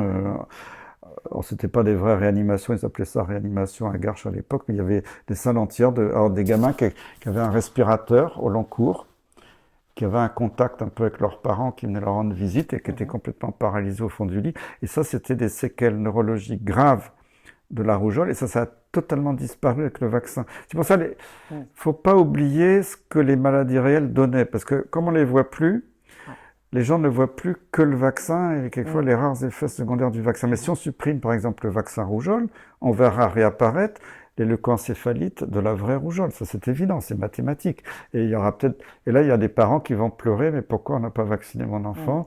Parce que j'ai le souvenir d'un pédiatre que j'avais rencontré dans une réunion. Il voulait vacciner un ado contre la méningite, c'était la méningite C à l'époque, et Les parents voulaient pas, l'adolescent non plus, il l'a revu, il avait insisté, non, non, je veux pas. Bon, le médecin avait respecté, il l'a pas vacciné. Il se trouve par hasard, 6 mois après, le gamin meurt d'une méningite à méningocoque C. Ben, les parents sont venus voir le médecin furieux. Mais comment? Pourquoi vous l'avez pas vacciné? Ben, c'est vous qui voulez. Oui, mais vous auriez dû insister. On n'avait pas compris que c'était une maladie grave. C'est comme les gens qui veulent pas s'assurer parce que l'assurance coûte trop cher. Puis le jour où il y a un dégât des eaux, un incendie, ils disent ah ben j'aurais dû m'assurer. Non mais La médecine, c'est un art difficile. c'est un art. C'est pour ça qu'il faut pas. Mm. Quelquefois, il y a des gens très bien dans les associations pour la liberté des vaccins, mais il y a des associations qui sont pas juste pour la liberté, qui sont carrément anti-vaccinales, qui racontent n'importe quoi depuis plus d'un siècle. Il faut être nuancé. Parce que bien sûr que Pasteur a eu des échecs, que la rage, c'est la seule maladie qu'on peut guérir avant, parce qu'une fois que la maladie est développée, c'est 100% de mortalité. Mais si on est mordu par un chien, un renard, comme le virus monte très lentement par les nerfs jusqu'au cerveau, ça peut mettre des jours et des semaines. Si on vaccine entre-temps, on empêche la maladie de se développer. C'était le plus grand succès de Pasteur. Mais quand les gens arrivaient de diligence du fin fond de la Russie à Paris pour rencontrer Monsieur Pasteur, pour avoir l'injection, quelquefois ils avaient fait 3 semaines de diligence, mais ils arrivaient trop tard, et puis Pasteur les inoculait, faisait la rage 3 jours après. Mais c'était pas la faute de Pasteur, c'est parce que les circonstances avaient fait que. Quelquefois Pasteur aussi, c'était pas encore industrialisé. Probablement que quelquefois il a mal désactivé ces moelles de lapin, quand c'était fait comme ça au laboratoire de façon artisanale. Moi, je pense que c'est tout à fait plausible que de temps en temps, un lot était un peu plus virulent que ce qu'il avait prévu, que les gens aient quand même fait une petite rage, et que peut-être certains soient morts. C'est tout à fait plausible. Mais par rapport à 100% de mortalité de la rage naturelle, on peut peut-être pardonner à Pasteur d'avoir quelques accidents vaccinaux à cette période-là. Mais après dire maintenant, parce que le nouveau truc à la mode, les virus, ça n'existe pas, et Pasteur est un imposteur. Parce que les gens disent le terrain et tout, mais Pasteur l'avait reconnu. Il n'a jamais dit qu'il était contre le terrain, mais il y a des gens qui disent il n'y a pas de microbes, ça compte pas, il n'y a que le terrain. Moi, il y a le microbe, il y a le terrain. Vous êtes entre Béchamp et Pasteur. Voilà. Et il faut avoir si on a une bonne alimentation, c'est fondamental, un bon supplément, il faut avoir suffisamment de vitamines D, C, tout ça, de gérer son stress, d'avoir une activité physique. Puis il y a aussi le terrain génétique. Peut-être les métaux lourds. On sait qu'on est bourré de métaux lourds quand on fait les dosages. On n'a pas le droit de ça, on n'a pas le droit de les chercher. C'est interdit en France. Les médecins qui s'occupent des métaux lourds sont poursuivis par le Conseil de l'Ordre. Donc, pourquoi on n'a pas le droit de faire de la recherche sur des domaines scientifiques avec des publications qui existent? Et c'est pour ça, c'est pas le microbe, le bonhomme, tout ça, c'est un grand tout. Et c'est pour ça que je refuse cette médecine complètement mécanisée, informatisée, avec une recommandation qui est valable pour tous, c'est du pipeau.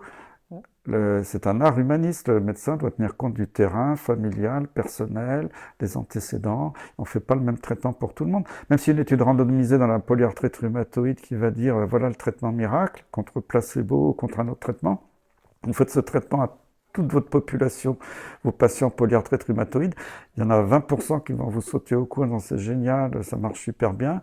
Il y en a 20% qui vont dire, écoutez, votre traitement, je suis désolé, ça marche pas du tout, même s'il le prend bien. Et puis les autres, ils vont dire, bof, bof, ouais, j'ai été mieux, mais c'est en train d'échapper, donc le médecin va sortir un nouveau médicament. Bah ouais, dans certains cas, ça marche pas bien, j'ai une autre solution. Mais que les gens arrêtent de dire, c'est publié dans le Lancet, une étude randomisée, voilà, c'est le traitement miracle ad vitam aeternam. Dans la maladie de Lyme, les gens continuent à dire, il y a une étude randomisée qui date d'il y a 20 ans qui a montré que l'antibiothérapie prolongée ne marchait pas dans les formes chroniques. Parce que pour protéger l'armée américaine, on dit qu'il n'y a pas de forme chronique de la maladie de Lyme, puis c'était aussi une arme de guerre. Bon. L'étude soi-disant traitement prolongé, c'était 3 semaines de traitement. C'est pas un traitement prolongé, 3 semaines de traitement. Chez les gens qui ont des paralysies, des trucs graves, il faut des mois de traitement pour... Encore, ça marche pas à 100%, mais... on peut en guérir beaucoup si on fait un traitement suffisant. Moi, j'ai fait ça pendant 20 ans. Alors maintenant, on n'a plus le droit de faire j'ai voulu faire des études avec des traitements plus prolongés contre placebo et tout ça. On n'a pas le droit parce que c'est déjà démontré que ça marche pas. C'est des gens qui sont dogmatiques. Même si l'étude était mauvaise, elle était conçue pour ne rien montrer exprès. C'est une mauvaise foi totale et moi, je refuse qu'on nous mette dans des cases. Et puis toutes ces recommandations, je trouvais ça très bien au début. Moi, j'ai participé à ça il y a 20 ans. Au début, c'était des recommandations pour aider le pauvre médecin qui n'avait pas le temps de tout lire, tout ce qui... Au moins, on lui mâche un peu le travail, on dit voilà ce qui est publié, on vous recommande plutôt ça dans telle situation. C'est très positif. Mais petit à petit, on a transformé les recommandations en obligations de fait, même si c'est pas inscrit dans la loi. Mais maintenant, si un médecin ne suit pas la recommandation, ben, la Sécu menace de plus rembourser le patient, menace même de le Conseil de l'ordre va menacer le médecin de radiation. C'est totalement illégal. Le médecin doit garder sa liberté de prescription. Ne devrait-on pas changer les règles pour mieux prendre soin des victimes des vaccins? C'est-à-dire qu'elles reçoivent souvent des indemnités dérisoires, c'est le parcours du combattant. N'oublions pas aussi que l'ONIAM, qui est l'Office national d'indemnisation des accidents médicaux, c'est de l'argent public. Est-ce qu'on ne pourrait pas aussi imaginer que l'État pourrait, par une nouvelle loi, se retourner contre les fameux labos? Alors oui, ce qui est un petit peu, non, ce que je disais, c'est que c'est très difficile de prouver. Alors après que, faut pas non plus indemniser tout et n'importe quoi, mais pour des effets secondaires graves, s'il y a un gros doute, moi je suis plutôt pour indemniser, faciliter ça, c'est normal. Euh, Après la dernière partie de votre question, c'était le. Et bien que l'État puisse se retourner contre les labos. Ah oui, c'est ça, parce que l'industrie pharmaceutique, c'est ça que je voulais dire. Elle a beau jeu là-dedans, parce que elle se dédouane en disant ben, c'est pas de ma faute, c'est à l'État d'indemniser. Et alors, le pire du pire, ça a commencé aux États-Unis il y a plus de 10 ans, 15 ans. Déjà pour les vaccins standards, je parle pas du pseudo-vaccin Covid, ils avaient obtenu que s'il y avait des effets secondaires, ils n'étaient pas responsables et que c'était au gouvernement de se débrouiller. Bon. Et moi, naïvement, j'avais dit, oh, ben, ça viendra jamais en Europe, pas en France quand même, on est plus humaniste ou plus. Eh ben, ça nous est tombé sur le pif, et notamment avec le Covid, où les fabricants savaient très bien que leurs produits marchaient pas, que c'était évalué à la va-vite, qu'il allait y avoir plein d'effets secondaires. Et puis, on n'est pas responsable, c'est le gouvernement. Et ça, c'est absolument dégoûtant. Il faudrait revoir ces clauses. Et surtout, d'avoir une transparence sur les contrats, parce qu'on n'arrive pas à avoir les contrats. C'est ça, c'est pas normal non plus. Mon avant-dernière question porte sur le garde-asile. Donc je reprends les arguments des personnes qui émettent de gros doutes concernant ce vaccin. Je fais donc mention aux arguments cités par l'association Parents et Citoyens de France. Donc j'ai quelques arguments. Alors, je vous les cite, vous me direz ce que vous en pensez. Dans 90 à 97% des cas, les infections provoquées par les HPV ou papillomavirus disparaissent spontanément sans signe clinique. Deuxièmement, il n'existe aucune preuve... On va faire une par une parce qu'après... Oui, on peut les étayer je vais une les par oublier une. au fur et à mesure. Donc voilà. Alors le HPV, quasiment toute la population, un jour ou l'autre, le finit par le choper, donc c'est la transmission sexuelle. Alors c'est vrai qu'il y a des formes totalement inapparentes, des gens qui ne voient jamais qu'ils ont attrapé le HPV, puis il y a un tout petit pourcentage qui va développer des lésions précancéreuses qui, 10 ans, 20 ans après, peuvent se transformer en cancer. Le plus connu, c'est le cancer du col de l'utérus. Chez l'homme, ça peut être le cancer du pénis. Quelquefois, bon, s'il y a des relations anales, ça peut être anal aussi. Et des cancers ORL, quelquefois, mais qui sont plus rares. Hein. Bon, voilà, on sait que ces HPV favorisent des cancers, ça c'est certain. Après, il y a des sérotypes beaucoup plus cancérigènes, les uns que les autres. Après, pourquoi ça se réveille plus chez un alors que chez l'autre, le virus va rester à dormir et jamais faire de cancer, on n'en sait fiche trop rien. Alors, avancer des chiffres très précis, 80% machin, on ne sait pas parce qu'on n'a pas vraiment quelqu'un qui a un HPV qui dort au fond des tissus, on ne peut pas l'isoler comme ça, donc on ne sait même pas quel est le pourcentage qu'a vraiment le HPV ou pas. Après, ce qui est certain, de dire que les lésions précancéreuses, la plupart disparaissent toutes seules, c'est pas très vrai, parce que quand on a une lésion précancéreuse, c'est pour ça qu'on la surveille, parce que souvent, au fil du temps, elle finit par dégénérer. Alors, c'est vrai qu'il y a des chanceux qui, après 20 ans de lésions précancéreuses, développent jamais le cancer. Peut-être aussi, ils ont changé de mode de vie, de stress, de moins de stress, meilleure alimentation, d'autres facteurs qui jouent. Donc, c'est pas parce qu'on a une lésion précancéreuse à telle date qu'on va obligatoirement faire le cancer, mais de dire que toutes les lésions précancéreuses guérissent, ça, je pense que c'est faux, ça repose sur rien. Enfin, faut être nuancé, quoi. Alors après, des gens commencent à dire, oui, mais alors maintenant on voit une augmentation du cancer chez les vaccinés. Bon, pour l'instant, tout ce qui était publié, alors après on peut dire que les publications étaient fausses, hein, et personne n'a jamais dit que ça faisait chuter le cancer, sauf les pubs un peu éhontées du ministère récemment. On avait dit, c'était écrit en toutes lettres quand on faisait la recommandation à l'époque, ça faisait chuter les lésions précancéreuses, qui potentiellement pourront donner un cancer 10 ans plus tard ou 20 ans après. On ne pouvait pas dire que ça supprimait le cancer parce qu'il fallait attendre 10 ans ou 20 ans. Donc jamais les autorités à l'époque, parce que je sais que je suis d'accord, il y a une dérive maintenant, où on affirme dans les affiches dans la rue qu'on peut parfaitement prévenir le cancer alors qu'on ne sait pas encore, on l'espère. Mais moi, ce que j'avais vu à l'époque, c'était l'Australie qui avait commencé. Il y avait vraiment une chute de lésions cancéreuses chez les filles. Après, ce qui était très intriguant, pas très surprenant finalement, c'est que les garçons qui avaient des relations hétérosexuelles étaient protégés indirectement parce qu'il n'y avait plus de transmission dans les relations sexuelles parce que les filles étaient protégées. Et après, c'était les homosexuels masculins en Australie, puis après dans d'autres pays qui ont protesté en disant, ben nous, on n'est pas du tout protégés indirectement, on ne bénéficie pas du vaccin des filles, donc on veut être vacciné. Alors, comme ça avait fait l'objet d'un débat en France, parce que comme on vaccine de plus en plus jeune, et c'est utile de vacciner plutôt à 11 ans qu'à 18 ans, parce que d'abord beaucoup de jeunes ont des relations sexuelles beaucoup plus tôt que ce qu'on croit quand on fait des vraies enquêtes qui ne sont pas biaisées, parce que les parents disent, mais non, ma fille, elle n'a jamais vu un garçon, et non, bon. L'âge a été abaissé parce que justement, parce que si on vaccine après, on avait calculé par exemple que si une jeune fille avait eu 3 partenaires sexuels, donc il y en a qui commencent à 15 ans, 16 ans, l'effet du vaccin tombait de 80% à 20%. Il ne marche plus le vaccin parce que les filles, ou ça peut être aussi pour les garçons, sont déjà contaminées avec des virus naturels. Donc le vaccin, une fois qu'on arrive après, il ne marche plus. Donc c'est très complexe. D'ailleurs, c'est ce qu'ils disent. Là, le vaccin Gardasil 9 ne protège pas contre tous les types de papillomavirus, à savoir 9 sur 200, ni les jeunes femmes déjà infectées au moment de l'injection. C'est ça. Alors, comme les garçons homosexuels, à 11 ans, c'est pas toujours quelle va être l'orientation sexuelle 10 ans après. Ils avaient demandé à ce qu'on vaccine tous les deux sexes pour protéger finalement une minorité de garçons homosexuels. Bon, ça a été accepté comme ça dans tous les pays. Non, mais on avait vraiment vu cet impact sur la réduction des lésions précancéreuses. Après, maintenant, des gens disent, mais maintenant, c'est l'inverse, on veut une augmentation des cancers. Moi, j'ai vu des courbes d'articles publiés à ce sujet. Pour l'instant, ils ne m'ont pas convaincu parce que j'aimerais qu'il y ait une vraie analyse de fond. Parce qu'on prend un morceau de courbe sur une année qui est tronquée, il n'y a pas la comparaison exacte. J'ai pas toutes les données scientifiques pour vraiment analyser ça. Et malheureusement, je vois aucune étude indépendante qui l'ait fait de façon sérieuse. Donc moi, je ne veux pas me mouiller là-dedans parce que je trouve que les résultats qu'on m'a montrés sont pas convaincants. Je dis pas que j'y crois, que j'y crois pas.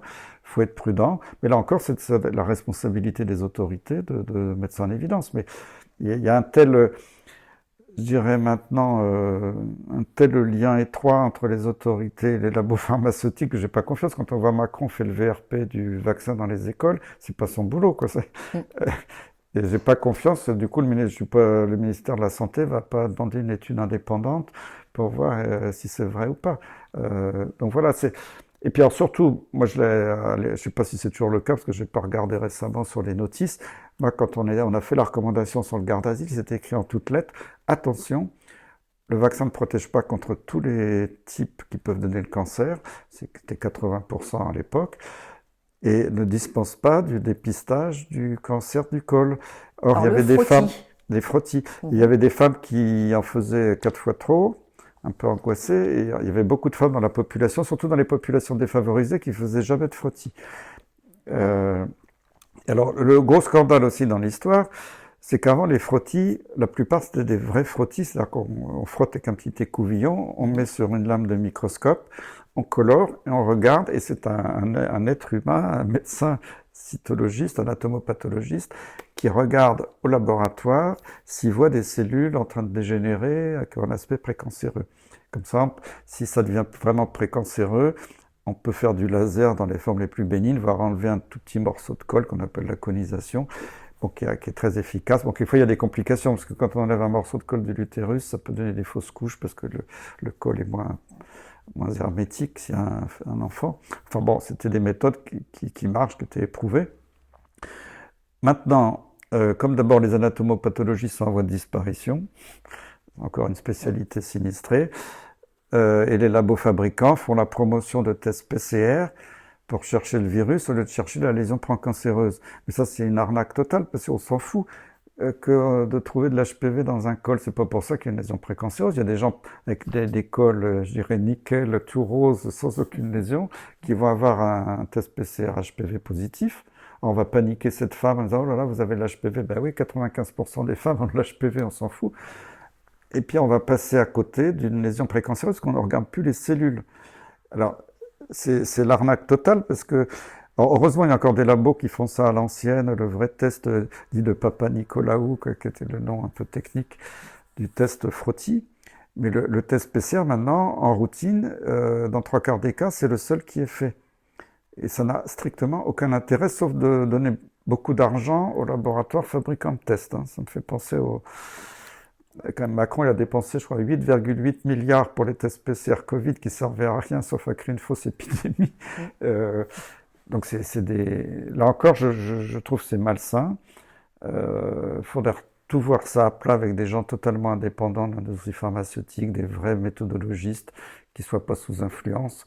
Malheureusement, on en a vu qui étaient beaucoup sous influence de l'industrie. Donc, c'est du boulot, hein. Faut remettre tout ça à plat. Hein. Donc, c'est pour ça. Moi, je suis toujours un scientifique pur et dur. Je veux pas être partisan dans un sens ou dans l'autre.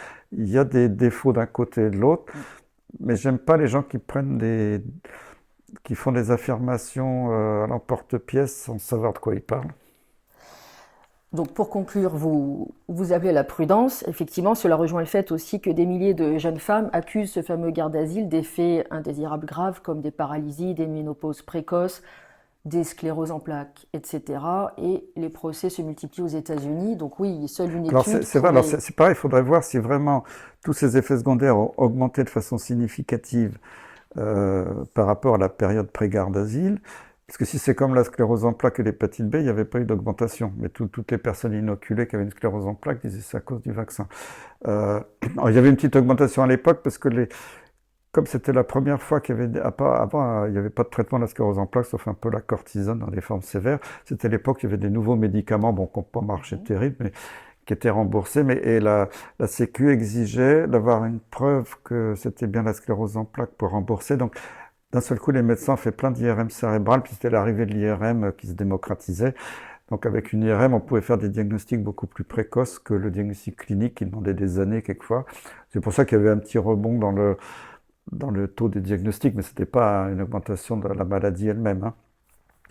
Donc c'est compliqué et c'est très difficile de voir s'il y a une vraie augmentation, si c'est lié au produit ou pas.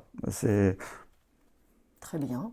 Pour finir, vous avez récemment demandé la renégociation du traité de l'OMS, mais certains vous reprochent de ne pas demander carrément la sortie pure et simple de la France des griffes de cet organisme supranational. Que leur répondez-vous précisément? Moi, je ne suis pas un homme politique. C'est pas moi qui peux demander de me retirer de l'OMS. Il faudrait surtout qu'il y ait une réforme profonde de l'OMS. Après, si l'OMS reste comme ça, une entreprise de marketing pour l'industrie pharmaceutique, c'est évident qu'il faut sortir de l'OMS, on ne peut pas rester comme ça. Moi, l'OMS, j'y ai travaillé, j'y ai cru. Après la guerre, c'était une belle institution qui était uniquement sur fonds publics, c'était chaque pays donnait une cotisation. C'est vrai que l'OMS a fait beaucoup d'actions de prévention dans le monde, et certaines magnifiques. Ça coûtait très cher. Donc ils ont été à court de sous parce que les États sont assez radins et ne donnent pas beaucoup d'argent. Donc ils ont été obligés de mendier auprès de l'industrie pharmaceutique. Alors, au début, on peut dire, bon, allez, ok, c'est sympa, ils ont un peu d'aide financière, mais l'industrie en a profité à noyauter le système. Et surtout Bill Gates, maintenant, avec sa fondation Gavi et sa fondation Bill et Melinda Gates, c'est le premier pourvoyeur financier. Donc maintenant, l'OMS est totalement dans les mains de l'industrie pharmaceutique. Moi, j'ai vu quand j'étais à Genève, alors, mon groupe européen, on n'avait pas d'industriel, on voulait pas d'industriel dans le groupe, hein, on était indépendants, mais quand j'étais invité aux réunions mondiales à Genève, à toutes les réunions, il y avait des centaines de représentants du monde entier, tous les leaders de l'industrie pharmaceutique étaient là, assistaient aux réunions, faisaient le lobbying dans les couloirs, étaient au courant de tout, influençaient les décisions, et ça, c'est pas normal. Donc, l'OMS, faudra la réformer en profondeur, supprimer les fonds privés. Mais ça, c'est pas moi tout seul, Christian Perron, qui peut faire ça dans mon coin, mais bien sûr qu'il faut réformer tout ça, et si c'est pas réformable, partir de l'OMS. C'est pas, moi, je suis pas à la tête, je suis pas ministre ni président, je peux pas décider ça tout seul. Mais il faut moi, j'ai fait cet appel, c'est pour que les gens se réveillent, interpellent justement leurs députés, leurs maires, les gens qui ont un pouvoir politique, pour qu'ils réalisent. Parce que si je vais voir le député, le maire de mon coin, il va dire, bah, l'OMS, c'est très bien, c'est une belle institution pour la santé du monde. Ils savent même pas comment ça fonctionne, c'est même pas leur truc. Donc c'est pour ça que j'ai fait cet appel, pour que les gens réalisent, attention, on est en train de vous arnaquer et d'essayer de prendre le pouvoir au-dessus des États sous prétexte de santé publique. Et c'est de la suppression totale de nos libertés. Et puis en plus, il faut pas oublier que euh, déjà avant le Covid, l'OMS avait changé le critère de définition d'une pandémie. Une pandémie, c'est une épidémie qui touche tous les continents, mais qui tue. Quand j'étais petit, on apprenait à l'Institut Pasteur, une pandémie, il y a des morts. Là, on peut déclarer une pandémie avec 0 mort. Et c'est le Tedros, le directeur de l'OMS, tout seul dans son bureau, qui va décider, ah ben tiens, il y a une nouvelle pandémie, ils vont sortir un virus du chapeau. Ce virus, il est très dangereux, il y a déjà eu des malades graves en Italie, je sais pas où. Faut confiner la planète, fermer les frontières. Et puis il y a le laboratoire qui dit, ah ben c'est très bien, justement, on vient de mettre au point un vaccin super pour ce nouveau virus que personne ne connaît, qui est sorti du chapeau en 3 mois. Parce qu'en plus, ah oui, Bill Gates, quand il a demandé à ce que l'OMS soit réformée, il a dit que pour le Covid, le temps de développement du vaccin avait été beaucoup trop long. Alors que c'était quelques mois, normalement il faut 10 ans. Et là, donc il voudrait que le vaccin maintenant sorte en 3 mois. Et après, Tedros, au-dessus des États, au-dessus des parlements, pourra exiger que tous les citoyens du monde reçoivent par exemple une injection expérimentale de façon obligatoire. Et c'est terrible ce qu'ils... Heureusement... Contre tous les codes. Ce que je lis, après je lis comme ça sur Internet, dans les médias, les commentaires, les réactions politiques à droite à gauche, je crois qu'il y a une levée de boucliers massive dans certains pays, notamment aux États-Unis. Voilà, comme j'étais invité au Sénat américain il n'y a pas longtemps pour parler de la crise Covid et tout ça. Les sénateurs m'ont envoyé la lettre qu'ils avaient envoyée à Joe Biden, le président américain, signée par la totalité des sénateurs républicains pour leur demander d'arrêter leurs bêtises là, sur l'OMS. Donc c'est fort, hein, tous les sénateurs républicains. Et je sais que dans d'autres pays, ils ont dit hors de question. En Grande-Bretagne, ça s'est mis à hurler partout. Donc je pense que ça va pas se faire. Mais ils sont sournois, donc si c'est pas passé en force là, ils vont essayer de passer par petites étapes qui se verront pas, pour petit à petit arriver à leur fin. Donc il faut rester extrêmement vigilant. Vous savez, quand on n'arrive pas à passer en force par la loi, ben justement on fait des recommandations, une petite étape. Puis, mais non, rassurez-vous, c'est pas obligatoire. Vous vous souvenez, Macron avait dit jamais le vaccin Covid sera obligatoire, et Olivier Véran l'avait dit. Et puis quelques mois après, c'était obligatoire. Pour Véran plusieurs professions. Véran avait dit jamais on fera ce vaccin aux femmes enceintes. Et quelques mois après, lui-même, devant les caméras, il inoculait une de ses collègues. Et jamais il n'y aura de passe. Oui, jamais il y aura de passe sanitaire, jamais, jamais, jamais. Quand ils disent jamais, je me dis qu'il faut s'y attendre. Bien sûr qu'il faut se révolter. Mon but, c'est que tous les Français apprennent à dire non. C'est ce que je disais un petit peu dans ma préface du livre de Jean-Dominique Michel récemment, c'est que faut apprendre à dire non, faut apprendre à désobéir. Comme disait quelqu'un que je connais, quoi qu'il en coûte. Non, mais c'est pas possible. Et si par exemple, quand on a masqué les enfants à l'école de façon honteuse et on a fait une étude scientifique montrant qu'ils manquaient d'oxygène le soir, les parents s'en rendaient même pas compte, ils étaient pris dans le système. Mais si les parents étaient tous allés le matin devant l'école en disant non, on refuse le masque, ça durait pas 8 jours.